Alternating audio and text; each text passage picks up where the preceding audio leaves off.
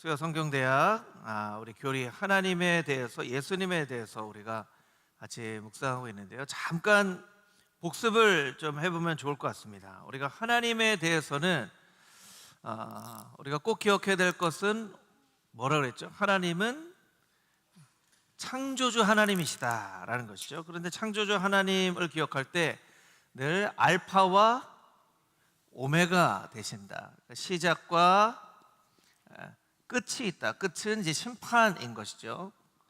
시작은 창조인 것이고, 이 가운데 하나님의 주권으로 다스리시고 하나님의 보이지 않는 섭리로 다스리시고, 이 가운데 하나님의 지식과 지혜와 또 하나님의 성품들, 거룩하신 하나님, 유일하신 하나님, 이런 하나님의 성품들이 이제 다 담겨져 있는 거예요. 예수님에 대해서 누군가 물어본다면 우리가 가장 먼저 대답해야 될 것은 뭐라고 말씀드렸죠? 그 십자가. 그렇죠. 예수님은 십자가에서 우리의 죄를 위하여 대속제물이 되신 분. 그래서 십자가를 중심으로 선지자들이 예언하였고, 동정녀 마리아에게 탄생하셨고, 공생애를 사셨고, 그리고 부활하시고 승천하시고 재림하시는 예수님에 대해서 우리가 꼭 기억해야 된다. 그리고 이것을 이제 우리가 두 가지로 나눌 때, 하나님도 마찬가지고 예수님도 마찬가지고, 하나님이 어떤 분이신가, 예수님이 어떤 분이신가, 영어로 하면 who에 해당되죠. 또 하나님은, 예수님은 어떤 일을 하시는가, 사역을 하시는가, 그래서 하나님께서 무엇을 하시는가, 이게 이제 하나님의 성품을 이해하는 데도 도움이 되지만 우리가 사실은 서로를 알아가는 데도 도움이 됩니다. 그래서 어떤 사람을 알게 될 때 그 사람이 어떤 사람이냐, 그 사람이 어떤 일을 하는 사람이냐 또 알게 되고, 신앙 안에서 그 사람은 어떤 성품을 가진 사람이고, 신앙 안에서 그 사람은 어떤 사명을 가지고 하나님의 일을 하는 사람이냐라는 것을 가지고 우리가 파악할 수 있다라는 거예요. 그래서 지난주에 우리가 짧게 살펴봤지만, 우리가 전체 교리에 대해서 이 한 주제만 가지고도 1년씩 할 수 있는 큰 주제이기 때문에 이렇게 쓱 지나가듯이 강의를 하지만, 지난주 강의는 예수님은 어떤 일을 하시는가 하는 부분이라면, 오늘은 예수님은 어떤 분이신가 하는 것을 이제 오늘 우리가 나눌 것입니다. 하나님의 성품과 예수님의 성품, 또 우리의 성품을 비교해 보면, 우리의 성품은 노력으로 만들어지는 거예요. 우리의 성품은 노력으로 만들어지는 겁니다. 하나님과 예수님은 스스로 노력하실 필요가 없으신 분이시죠. 그런 차이가 있습니다. 우리는 노력해서 하나님께서, 예수님께서 보여주신 그 성품을 닮아가려고 하는 것이죠. 여러분, 우리가 누군가 얘기를 합니다. 저 사람 참 사람 좋아. 사람 좋다는 게 성품 좋다는 거잖아요. 그럼 그 기준이 뭐냐는 거죠. 어떤 사람이 볼 때 이 사람 참 사람 좋지만, 어떤 사람이 볼 때는 굉장히 우유부단하게 보여줄 수도 있고, 반대일 경우일 수도 있고, 이건 다 우리의 기준이에요. 성경에서 말씀하시는 하나님의 성품, 성경에서 말씀하시는 예수님의 성품을 알아야 그 기준에 근거로 하여 이 사람이 참 성품이 좀 신앙인이구나 라고 우리가 깨달아 알 수 있는 거예요. 그래서 하나님의 성품을, 예수님의 성품을 우리가 깨달아 알아야 되는데, 예수님의 성품은 성경 가운데 너무나 많이 나와 있기 때문에 예수님의 성품을 성경을 곳곳을 찾아서 다 이렇게 이해하는 것보다도, 오늘은 예수님의 성품에 대해서 우리가 알 수 있는 이제 마태복음 선상손의 말씀 하나, 그리고 베드로후서 1장에 보면 신의 성품에 참여한 자들이라는 표현이 있거든요. 그리고 요한복음 전체에 나오는 예수님께서 나는 누구다라고 하는 7가지, 그것을 디테일하게 다 보지는 않겠지만, 여러분들이 만약에 난 예수님 좀 닮은 사람 되고 싶어, 난 좀 예수님 보실 때 신앙 좀 성품이 좋은 사람 되고 싶어 하면 마태복음, 베드로후서, 요한복음, 이렇게 여러분들이 그것만 알고 있어도 나중에 스스로 찾아서 읽어보면서 여러분들이 배우실 수 있을 것 같아요. 그래서 오늘은 이 디테일한 내용을 기억하는 것보다 마태복음 5장, 베드로후서, 요한복음 이것만 여러분들이 알고 계셔도 되게 오늘 강의를 잘 들으신 거라고 생각할 수 있습니다. 우리가 성품에 대해서 조금 이야기할 필요가 있는데요. 성품은요, 사람 됨을 보통 말하죠. 그러니까 안광국이라는 사람은 꼭 안광국의 성품을 나타내는 것이기도 해요. 성품은 그 사람의 사람됨을 나타내는 것이죠. 그래서 성품은 때때로 여러 가지로 표현합니다. 강준민 목사님 같은 경우에는 성품은 하나님의 복을 끌어당기는 자석과 같다, 그런 얘기를 해요. 굉장히 일리가 있습니다. 왜냐하면 하나님은 하늘에서 복을 내려주시는데, 여러분, 우리에게 능력이 있어요. 우리가 후천적으로 습득한 능력이 있지만 더 큰 능력은 하나님께서 우리에게 부어주시는 능력을 우리가 받는 거예요. 여러분, 지혜라는 것을 생각을 해보면요, 어떤 사람은 똑같은 걸 봐도 이걸 생각 못 해내는 사람이 있고, 어떤 사람은 그걸 해내는 사람이 있어요. 그럼 어떻게 차이가 있냐는 거예요. 하나님이 주신 지혜라고밖에 볼 수가 없어요. 어떤 사람 말을 해도 사람을 기분 좋게 하는 말을 하는 사람이 있고, 어떤 사람은 기분 좋게 들리지만 곰곰이 생각해보면 기분 나쁘게, 저기 기분 나쁜 말이었구나 라고 하는 사람이 있고, 어떤 사람은 듣자마자 기분 나쁜 말을 하는 사람이 있고, 똑같은 말을 하면서도 말하는 능력이 다 달라요. 그러면 어릴 때부터 무슨 말하는 학교를 들어가서 교육을 받아서 말을 잘하게 되냐?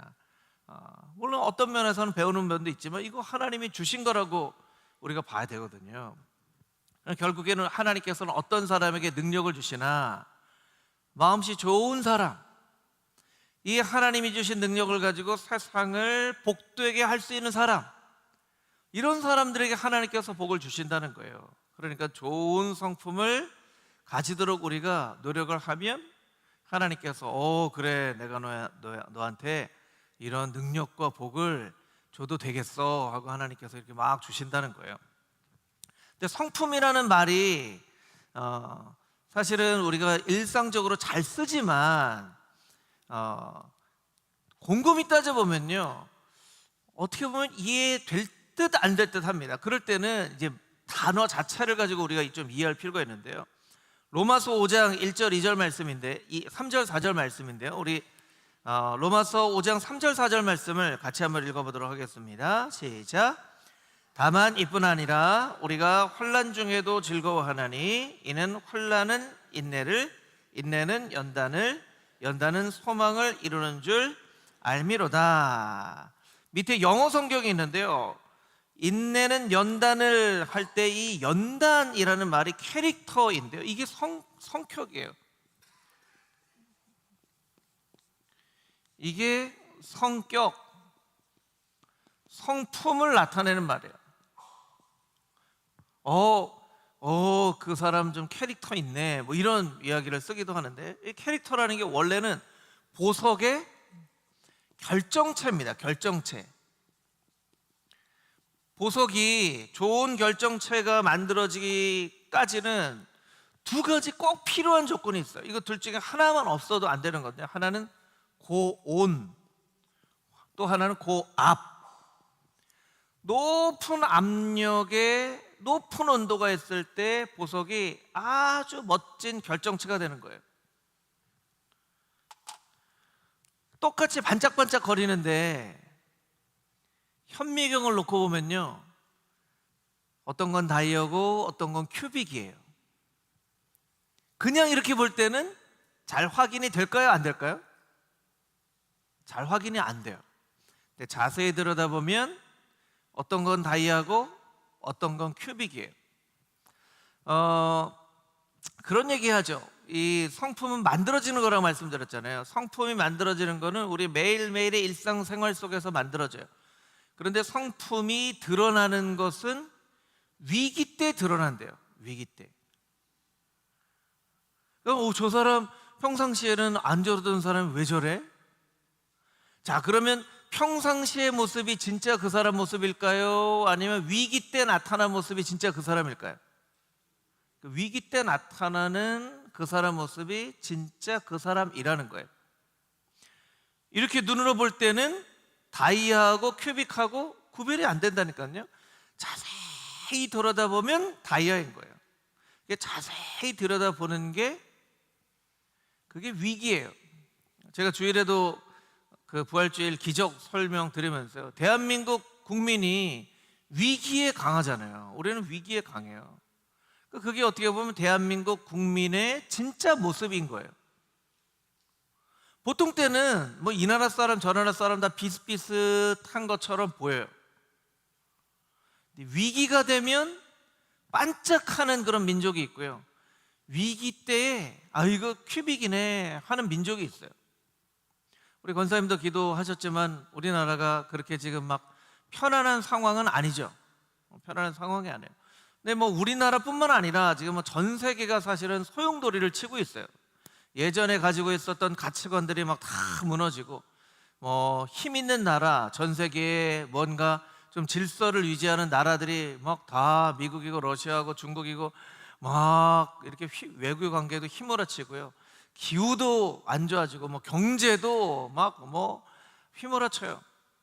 그러니까 제가 볼 때는 이런 때가 한 5년 10년 가면 진짜 보석 같은 나라가 어떤 나라고 큐빅 같은 나라가 어떤 나라인지가 나타날 거예요. 나타날 거예요. 근데 그거는 지금 막 애쓴다고 되는 건 아니에요. 평상시에 어떻게 훈련되는가, 평상시에 어떤 마음 자세를 갖게 되었는가가 지금 이제 나타나는 거예요. 초등학교 때, 뭐 중학교 저학년 때까지만 해도요, 반짝 벼락치기 하면 성적을 좀 올릴 수가 있어요. 그런데 이제 중학교 좀 2, 3학년 되고 고등학교 가면 벼락치기가 안 되잖아요. 벼락치기가 안 되는 거예요. 지금 막 우리가 노력한다고 되는 게 아니고, 우리가 신앙적으로 보면 하나님의 복을 받았을 때에 하나님의 교회가, 성도들이 어떻게 기도해 왔는지가 이제 드러나게 될 거예요. 드러나게 될 거예요. 이게 성품의 모습입니다. 캐릭터예요. 캐릭터. 멋진 캐릭터가 있는, 이제 성품하면 보석이라고 생각을 하시면 돼요. 또 하나, 이 성품이라는 말의 품자가 입구자 3개가 품자예요. 이게 품자예요. 품자. 너무 놀랍죠? 왜 입구자 3개를 품자라고 썼을까? 뭐 사람마다 해석하는 게 분분합니다. 어떤 사람이 이렇게 얘기해요. 3번 말해보면 그 사람 어떤 사람인지 알 수 있다, 그런 얘기도 하고요. 3명한테 칭찬받으면 그게 그 사람 이야기다, 이런 사람도 있고요. 근데 중요한 건 다 뭐하고 관련이 있는 거예요? 말하고 관련이 있는 거예요. 말하고. 여러분이 평소에 말을 잘하셔야 돼요. 말을 맵시 있게 하셔야 되고요, 말을 기분 좋게 하셔야 되고, 사람들의 마음에 불편하게 하지 않고. 말이 곧 성품이에요. 말이 곧 성품. 나는 마음은 안 그런데 말하면 말이 엉뚱하게 튀어나와요.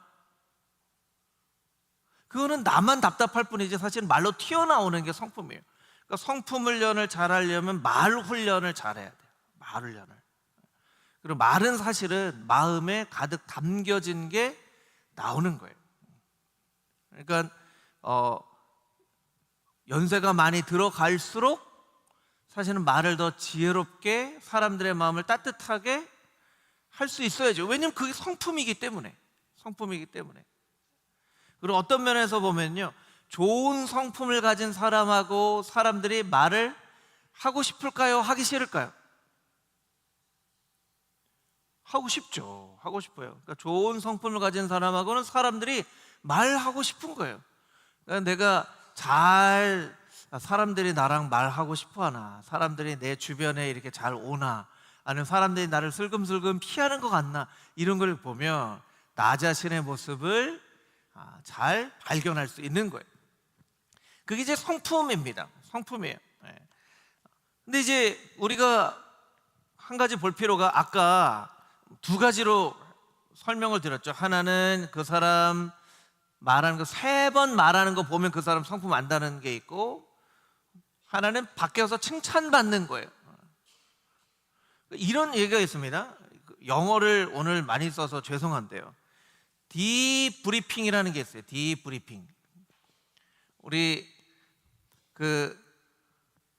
브리핑 한다고 그러잖아요. 요새 뭐 트럼프 대통령이 뭐 하면 백악관 대변인이 와서 브리핑 하는 거예요. 브리핑은요, 어떤 상부에 있는 사람이 이렇게 아랫사람들에게 뭔가 얘기를 하는 거예요. 디브리핑은 오히려 보고하는 거예요.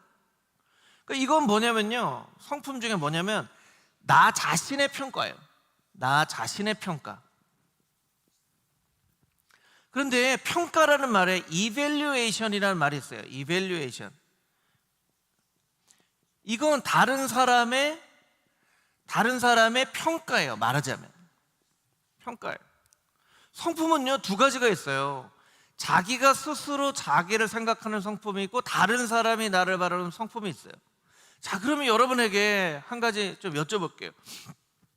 여러분, 누군가에게 여러분이 평가받는 일, 기분 좋은 일이에요? 별로 될 수 있으면 안 하고 싶은 일이세요? 첫 번째, 기분 좋은 일이다. 두 번째, 될 수 있으면 안 받고 싶다.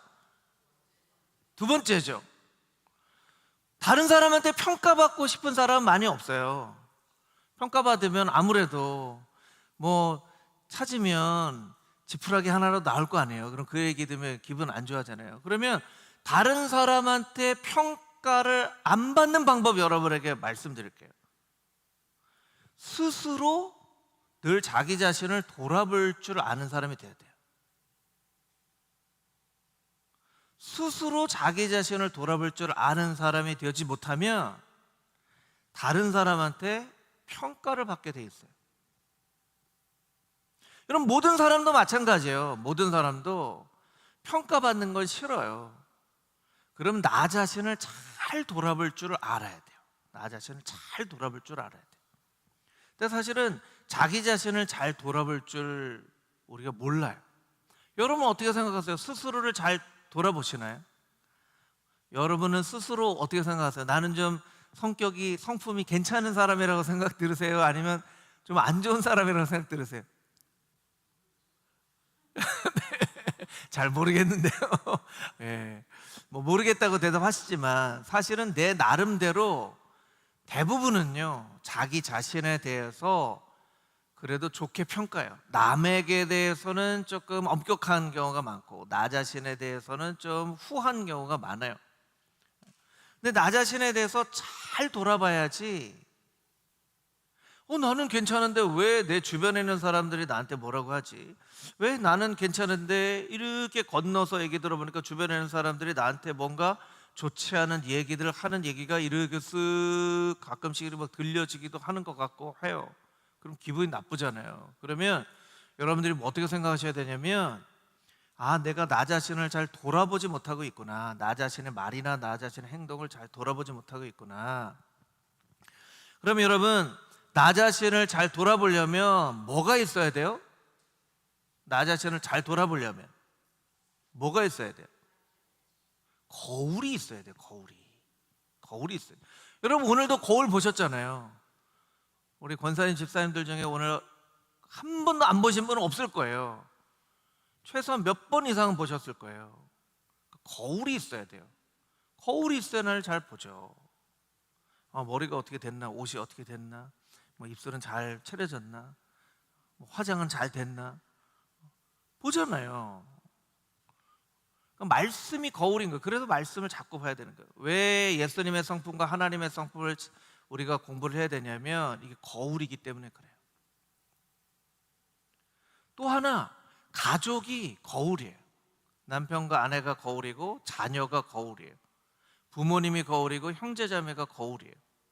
때로는 가족 같은 교우들이 거울이고 이웃들이 거울이기도 해요. 그렇죠? 여러분 자신을 잘 돌아봐야 돼요. 아내가 하는 말, 남편이 하는 말, 때로는 잔소리도 섞여 있어요. 그런데 잘 들어야 돼요. 그게 진짜 내 모습이에요. 나는 안 그런데 왜 이렇게 맨날 잔소리만 하는지 모르겠어. 아니요, 잘 돌아봐야 돼요. 그게 거울이에요. 거울이라고 생각을 해야 돼요. 그래서 내 스스로 잘 돌아보지 않으면요, 자꾸 남한테 평가받게 돼요. 평가받게 돼요. 왜 이 말씀을 드렸냐면 오늘 말씀도 사실은 예수님이 스스로 말씀하신 모습도 있고, 예수님을 지켜본 사람들이 예수님에 대해서 예수님 이런 분이셔 라고 말한 부분도 있고, 근데 오늘 말씀의 대부분은 예수님이 이렇게 말씀하신 부분이에요. 그러니까 예수님은 스스로를 계속 돌아보셨던 분이에요. 하나님의 아들이셨지만 완전한 인간이셨던 예수님은 계속 스스로를 돌아보신 분이라고 생각을 하셔야 돼요. 그리고 예수님을 닮아가려면 우리가 우리 스스로를 잘 돌아봐야죠. 잘 돌아봐야 돼요. 스스로를 잘 돌아보는 교회는요, 화평한 교회가 될 수밖에 없어요. 왜냐하면 자기 자신을 잘 돌아보니까, 자기 자신의 행동과 자기 자신의 말을 잘 돌아보니까. 근데 자기 자신의 말을 잘 돌아보지 않은 교회는 화평하지 못하고 뭔가 다른 사람 얘기를 많이 하게 됩니다. 이번에 이제 전교연 수련회 하면서 우리 조장님들 모여서 그런 말씀도 하고 하는데, 우리가 사실은 서로를 거울처럼 보고 자꾸 서로 삶을 나누고 하는 게 많이 부족해요. 우리 교회가 많이 부족해요. 서로 잘 알고 계시다라고 생각하기 때문에, 사실은 서로 아시죠. 여러분들 가운데는 30년, 40년, 그렇게 함께 교회 신앙생활 하신 분들이 많기 때문에 그냥 뻔해도 저 예전부터 초등학교 때, 중학교 때, 고등학교 때부터 어땠는지 그냥 줄줄줄 나오는 그런 분들도 있죠. 그래서 무슨 삶을 나눠 하시는 분들도 있겠지만, 여러분 교회 온 지 얼마 안 된 1년, 2년, 3년 된 새가족들은 여러분들 모르시잖아요. 그러면 사람들이 나는 다 잘 알지 하고 생각하지만 여러분들 모르시는 분들도 있는 거예요. 우리가 삶을 잘 나눠야죠. 근데 우리가 회의는 많아요. 권사회 원례회, 안수집사회 원례회, 여전대 원례회, 남선교회 원례회, 회의가 많아요. 근데 삶의 나눔이 많지 않아요. 그러니까 우리가 삶의 나눔을 점점점 많이 하는 교회로 되어져야 돼요. 그래서 서로를 거울 삼아서 서로를 돌아보고 나 자신이 어떤 사람인지를 잘 알게 되면 성품이 좋은 보석 같은 그런 공동체가 되어져 가는 거예요. 여러분들이 이런 부분들을 잘 이해하시고 예수님의 성품도 잘 배워가시면 좋을 것 같아요. 자, 성경은 하나님의 성품, 신의 성품이라고 딱 한 번 베드로서 1장에 말씀이 나와 있어요. 우리 개역 개정판에는 이게 신성한 성품이라고 바뀌어서 조금 의미가 좀 퇴색됐다고 할 수 있지만, 개역 한글 성경 버전으로 우리 베드로서 1장 4절에 있는 말씀을 같이 한번 읽어보도록 하겠습니다. 시작.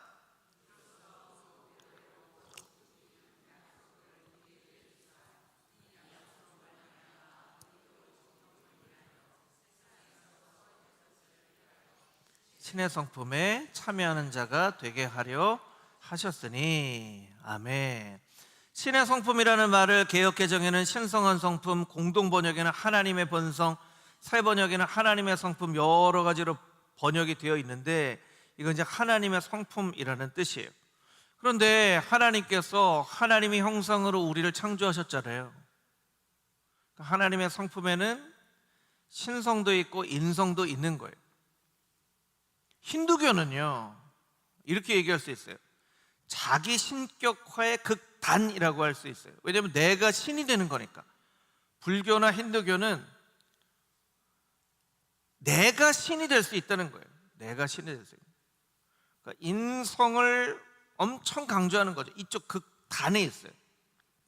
반대로 이슬람은요, 알라라고 하는 아주 절대적인 무서운 신을 쫓아요. 그러니까 여러분, 이 세상의 종교를 보면요, 굉장히 인간적인 어떤 그런 신에 대한 그런 모습이 있고, 굉장히 두렵고 가까이 갈 수 없는 샤머니즘도 아주 이쪽 극단에 있는 거죠. 막 두렵고 무섭고 우리를 혼나고 잘못하면 막 병 걸리고 사고 나고, 이건 이제 어떤 신적인 존재 극단에 있는 거예요. 그런데 신의 성품에 참여한 자가 되라라고 말씀하시면 성경에 나와 있는 하나님과 예수님의 모습 가운데는요, 절대적인 모습도 있고 굉장히 우리가 발견할 수 있는 인간적인 모습도 있는 거예요. 하나님이 얼마나 좋으신 분이신지 우리를 통해서 하나님을 알아갈 수 있는 것이죠. 그래서 신성한 성품은요, 잘못 생각하면 막 어떤 절대적인 신적인 초월적인 능력을 가져야 된다 이렇게 생각할 수 있는데 그렇지 않아요. 그렇지 않아요. 우리에게 주신 그 성품들 가운데 하나님의 성품을 발견해 나갈 수 있다는 거예요. 그래서 신의 성품이라는 것을 잘못 이해하면 잘못된 기독교 안에서도요, 신앙 안에서도요, 굉장히 어떤 그런 영적인 세계를 강조하면서도 뭔가 막 교주처럼 막 어떤 그렇게 이 절대적인 어떤 그런 거를 추구하는 그런 신앙의 칼라에 있는 사람들도 있어요. 이게 똑바로 신앙생활을 한다고 스스로는 생각을 하죠. 근데 그렇지 않다는 거예요. 이건 성경을 보면서 하나님께서 우리에게 가르쳐 주신 하나님의 성품, 예수님의 성품을 잘 공부하지 않아서 그래요. 잘 공부만 해봐도 하나님이 어떤 분이신지, 우리가 어떤 사람이 되기를 원하시는지를 우리가 깨달아 알 수 있다는 거예요. 자, 다음 장으로 한번 넘겨볼까요? 한도 끝도 없는 주제이지만 오늘 서두에 말씀드린 것처럼 오늘은 마태복음 5장, 베드로후서 1장, 요한복음 이렇게 간략하게 설명을 드릴 거예요. 산상수훈은요, 우리가 아는 것처럼 산상수훈을 모르는 분들은 없을 거예요. 산상수훈에 대해서는 아마 여러분들이 설교도 많이 듣고 할 거예요.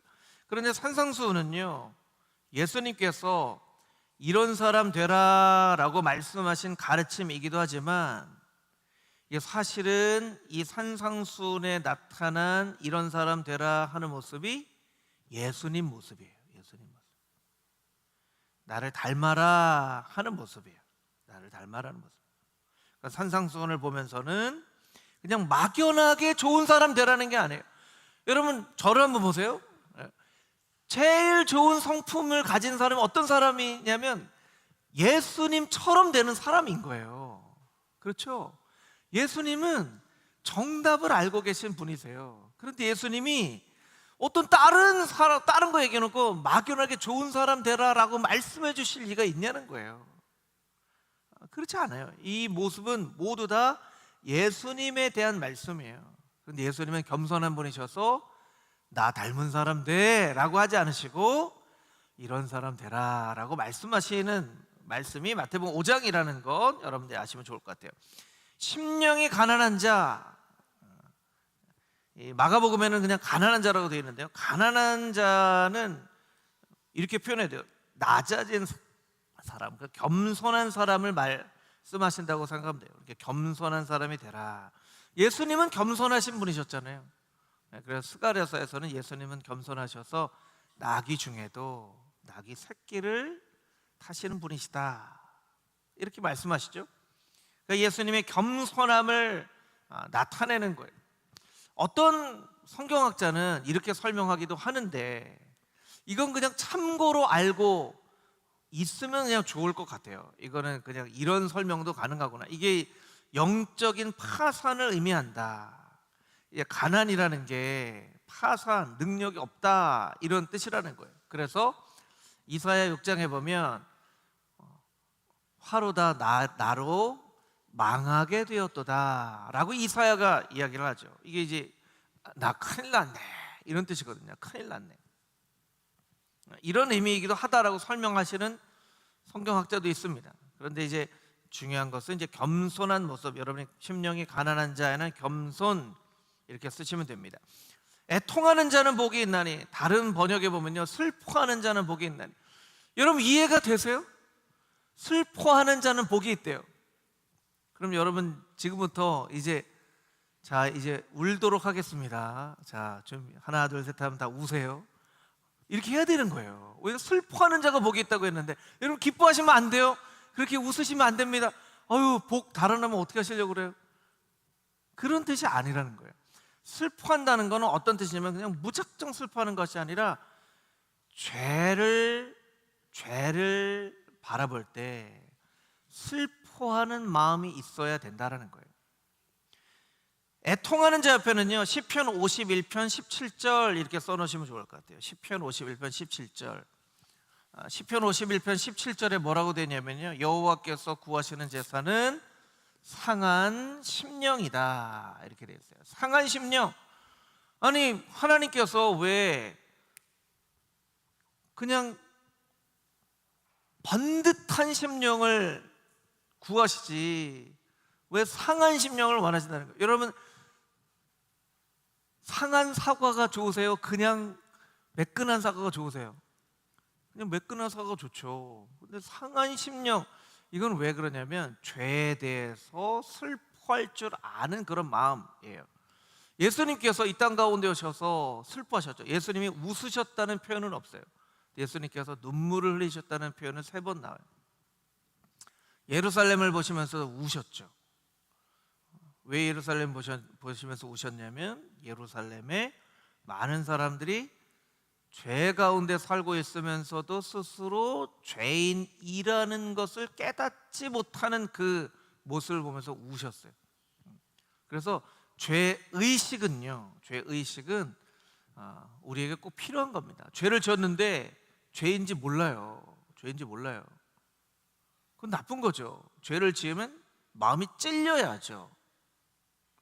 반대로 죄책감은 예수님께서 죄를 해방시켜 주셨는데 늘 죄를 짊어지고 살아가는 거예요.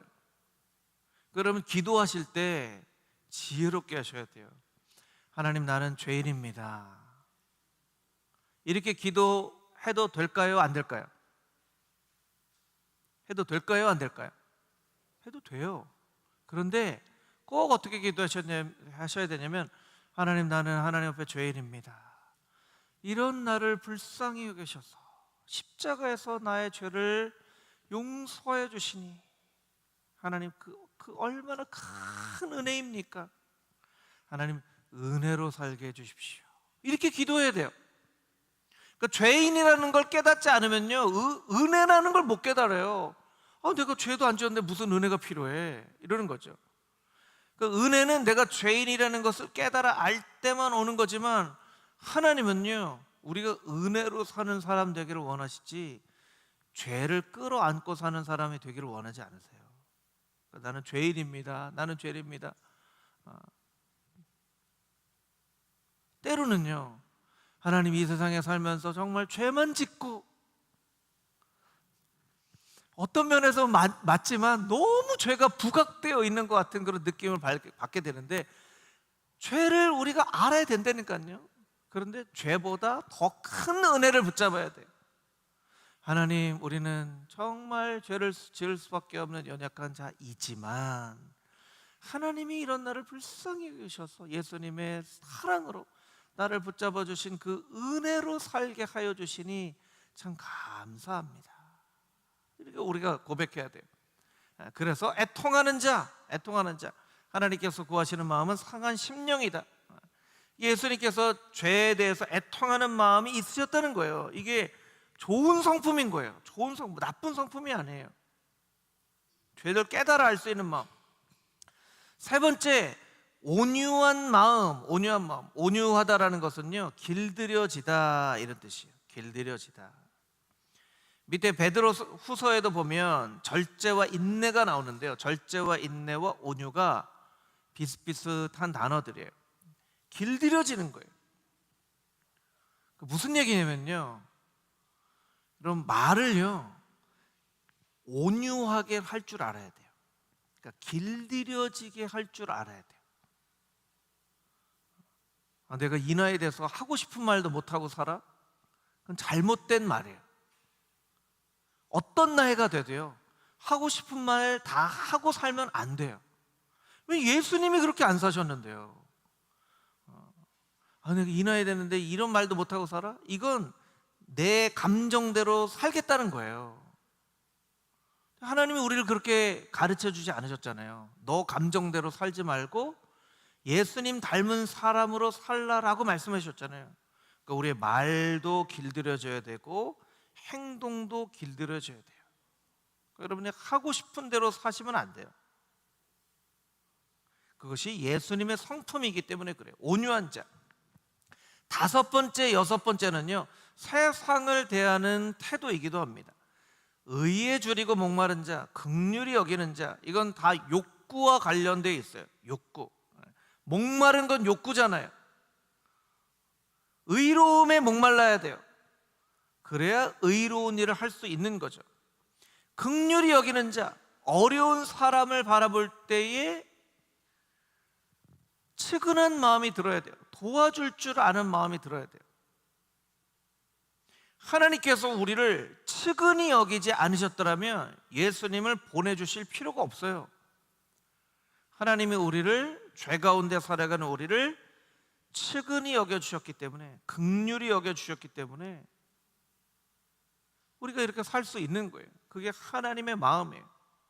예수님이 수가성에 가실 필요가 없다니까요.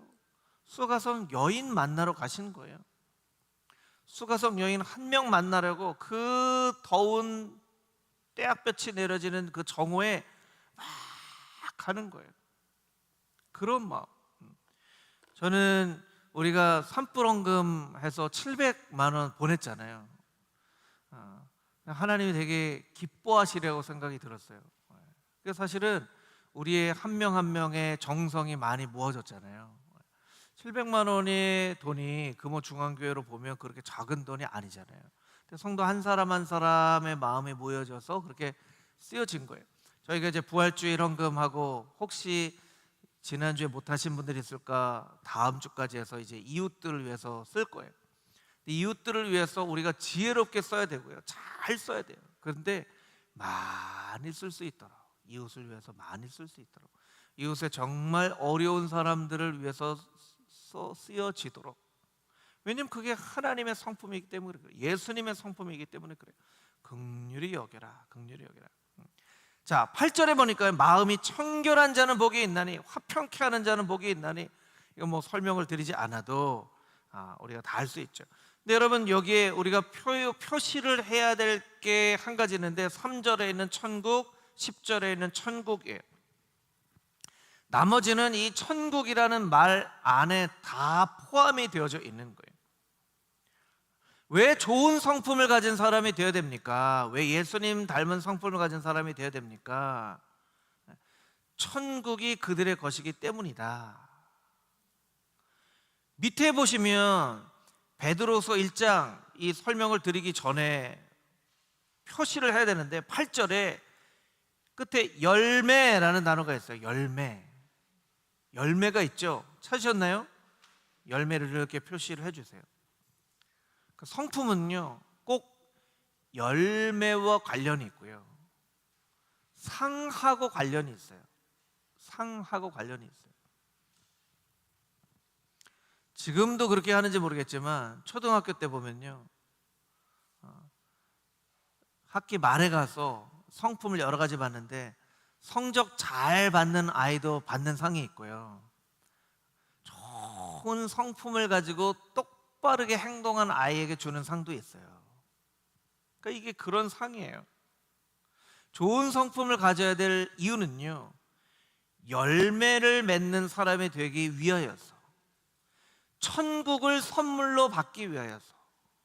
천국은 예수님 믿으면 가는 곳이기도 하지만, 예수님 닮은 성품을 가진 사람들에게는요, 그냥 지금이 천국인 거예요. 지금이 천국인 거예요. 예수님 닮은 사람이 그래서 되어져 가야 되겠죠. 성품이 왜 중요한가? 천국과 관련이 있기 때문에. 자, 두 번째 살펴보도록 하겠습니다. 베드로후서 1장의 말씀인데요, 우리 같이 한번 읽어보도록 하겠습니다. 시작. 그러므로 너희가 더욱 힘써 너희 믿음의 덕을 덕의 지식을, 지식의 절제를 절제의 인내를, 인내의 경건을, 경건의 형제 우애를, 형제 우애에 사랑을 더하라. 이런 것이 너희에게 있어 흡족한즉 너희로 우리 주 예수 그리스도를 알기에 게으르지 않고 열매 없는 자가 되지 않게 하려니와. 아멘. 그래서 신의 성품에 대해서는 여러 가지 설명을 드리는데요. 여러분, 믿음. 자, 이런 질문 한번 해볼게요. 믿음이 성품인가요? 여러분 어떻게 생각하세요? 믿음은 성품인가요?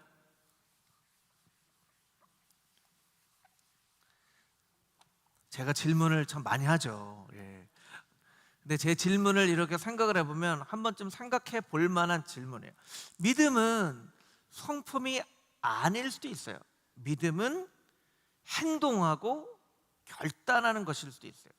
그런데 믿음이 성품이 되어지는 경우에는 오랜 시간 동안 그런 행동들이 이렇게 쭉 쌓여져 있을 때에 믿음이 성품이 될 수 있어요. 그럴 때 이제 믿음은 어떤 의미냐면, 믿음은 신실하다,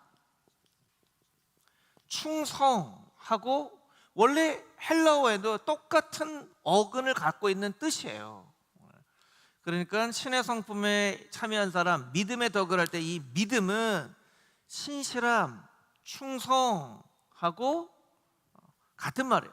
충성이라는 건요, 어제 결정한 거를 내일도 똑같이 결정하고 그 다음 똑같이 결정하는 거예요. 어제 이렇게 했다가 내일 이렇게 하는 건 충성이 아니에요. 어제는 저 사람 말 들었다가 오늘은 이 사람 말 듣고, 어제는 환경을 봤다가 오늘은 사람을 봤다가, 그건 충성이 아니에요. 그냥 한결같이 변함없게 보여지는 태도가 충성이에요. 그래서 믿음이라고 하는 것은 여기서는 이제 충성, 신실함이라고 여러분들이 이해하시면 돼요. 그래서 하나 설명을 드리고요.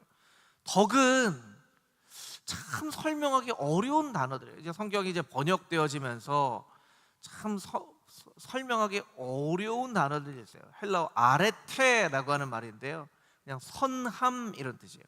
영어로는 goodness라고 번역이 되어 있는데 그냥 선함이에요. 선함. 우리는 덕하면 불교 문화권에서 또 샤머니즘 문화권에서 자랐기 때문에, 여러분 덕하면 뭐가 제일 많이 생각나세요? 덕하면 그냥 신앙 말고 그냥 딱 생각나는 거, 뭐 108배 이런 거 생각나지 않으세요? 공덕을 쌓는다고 하잖아요. 정한수, 비나이다 공덕을 쌓는다 그러고, 이게 이제 우리나라 문화권에서는 덕하면 가지고 있는 생각이에요. 이게 그 덕이 아니라는 거예요. 이건 선함이라는 뜻이에요. 선함. 그래서 설명을 드리는 거예요. 이걸 우리나라 말로 번역하면서 어떻게 번역할까 하다 그 당시에 번역하는 분들이 덕이라고 번역을 하면 좋겠다 해서 번역을 한 거예요. 신실함의 선함의 지식의 절제와 인내는 다 참는 것과 관련돼 있죠. 참는 것과 관련돼 있어요. 참아야 돼요. 어떨 때 참을 수 있냐면 결과를 바라볼 때 참을 수 있죠. 좋은 대학에 들어가고 싶은 학생들은 오늘 놀고 싶은 걸 참는 거예요. 성공하고 싶은 사람들은 오늘 편하게 지내고 싶은 걸 참는 거죠. 그러니까 결국에는 참는 것, 절제나 인내는 다 참아야 돼요. 그게 8절에 열매와 관련이 있는 것이고, 마태복음과 베드로후서는 다른 말씀이지만 마태복음과 베드로후서도 연결이 되어 있는 거예요. 천국이라는 결과를 알기 때문에 참을 수 있는 거예요. 사실 여러분, 신앙생활 하는 게 그렇게 쉽지 않잖아요. 세상 사람들하고 비교해보면 세상 사람들은 막 놀고 싶을 때 놀고 하는데, 여러분들 지금 수요일인데 여기 교회 나와서 예배드리잖아요. 어떻게 보면 우리 육신을 따라 하자면요, 그냥 집에서 편하게 드라마 보고 뭐 텔레비전 보고 맛있는 거 먹고 뭐 치킨 시켜서 먹고 그러면 훨씬 편하죠. 여러분 여기 왜 나오셨어요? 왜 나오셨어요? 예수님 닮아가려고. 그렇죠? 하나님께서 기뻐하시니까. 우리가 살아갈 게 이 세상이 전부가 아니기 때문에 천국에 보화를 쌓아놓는 심정으로, 이건 꼭 그렇다는 게 아니라 비유적으로 들은 거예요. 내가 오늘 수요예배 가면 천국 적금에 안광국 회원님 이름으로 10,000원 적금되었습니다. 뭐 이런 거를 이제 여러분이 생각을 하시면서, 내가 오늘 내가 놀고 싶은 거, 쉬고 싶은 거 쉬고 안 하고 내가 나중에 천국 백성 되기 위해서 이렇게 인내했구나, 절제했구나, 이런 거죠. 그렇지 않으면 여러분들이 육신으로 따라가면 편한 일은 훨씬 더 많아요. 이렇게 앉아있는 것보다 집에 왜 누워있는 게 훨씬 더 낫고 그렇잖아요. 그러니까 여러분들이 절제와 인내, 참는 것은 결국 결과를 우리가 생각할 때 참을 수 있는 거예요. 결과를 생각할 때. 여기에 경건의 형제 우애의 사랑을 더하라, 이런 성품들을 이제 신의 성품이라고 표현을 하고 있는데, 결국에는 열매가 중요하다는 거예요. 이런 모든 성품은 곧 열매와 연관이 되어 있어야 돼요. 열매와. 저 사람은 참 신앙적으로 볼 때 성품은 참 좋은데 저 사람의 삶 가운데 달려지는 열매가 없어. 이건 불가능하다는 거예요. 예수님께서 말씀하셨죠? 좋은 열매를 맺는 나무가 좋은 나무다. 그러니까 여러분들이 좋은 성품을 가진 분들이라면 여러분의 삶에 꼭 좋은 열매가 맺혀져야만 돼요. 그건 기도의 열매일 수도 있고, 전도의 열매일 수도 있고, 말씀의 열매일 수도 있고, 봉사의 열매일 수도 있고, 자녀의 열매일 수도 있고, 선교의 열매일 수도 있고, 어떤 열매일지 모르겠지만 여러분의 삶 가운데 열매가 있어요. 그래서 여러분들이요, 하나님 앞에 갈 때쯤, 가까이 때쯤 되면요, 꼭 반드시 나의 인생의 나무에 달린 열매는 무엇인가를 따져보셔야 돼요. 따져보셔야 돼요. 내 스스로, 아까 내 스스로 잘 돌아봐야 된다고 했잖아요. 내 스스로 잘 돌아봐야 돼요. 잘 돌아봐야 돼요. 그리고 때로는 다른 사람의 입으로 들리게 되는 그런 열매가 있을 때가 있어요. 나는 온유하다고 생각을 안 했는데 다른 사람이 우리 장로님은 참 온유하세요. 그럼 저는 온유한 사람 아닌데요? 그렇게 생각하지만 다른 사람이 온유하다고 하면 이게 내 삶에 맺혀진 열매구나. 그래서 여러분 열매를 꼭 따져보셔야 돼요. 꼭 따져보세요. 한번 여러분 이렇게 쓱 한번 따져보시고요. 아까 가족은 뭐라고 설명드렸죠? 가족은 뭐라고요? 거울이다. 가족은 거울이다. 한번 이렇게 물어보셔도 좋죠. 당신은 나 볼 때 어떤 열매가 생각나? 얘들은 너 아빠 볼 때, 엄마 볼 때 무슨 열매가 생각나? 이렇게 한번 너무 진지하게 물어보시면 또 안 좋아요. 그냥 이렇게 슬쩍 지나가면서 한번 물어보시면 이게 내 모습이구나. 그래서 여러분들 꼭 열매를 따져보셔야 돼요. 꼭 열매를 따져보셔야 돼요. 그게 우리가 예수님의 성품을 공부하고 예수님의 성품을 닮아가는 이유이기 때문에 그래요. 자, 마지막으로 요한복음에 보면 예수님이 나는 누구누구이다 라고 하는 말씀들이 6장부터 15장까지 나와 있어요. 나는 생명의 떡이다, 나는 세상의 빛이다, 나는 양의 문이다, 선한 목자다, 부활이요 생명이다, 길 진리 생명이다, 참 포도나무다. 예수님께서 나 자신이 어떤 사람이다 라는 것을 나타내신 말씀이니까 이 부분도 여러분들이 많이 설교를 통해 들으셨을 텐데 이런 부분들도 많이 생각하시고 여러분들 스스로 생각할 때 나의 인생의 나무 가운데 이런 열매가 맺혔구나 라고 생각하고 주변에 있는 사람들의 이야기를 통해서 여러분들이 좋은 열매를 맺은 사람이라는 칭찬받는, 무엇보다 하나님 앞에 갔을 때 너의 인생의 나무에 이런 열매가 맺혔구나 라고 하나님께, 예수님께 칭찬 듣는 금호중앙의 귀한 성도님들이 다 되시기를 주님의 이름으로 축복합니다. 아멘. 함께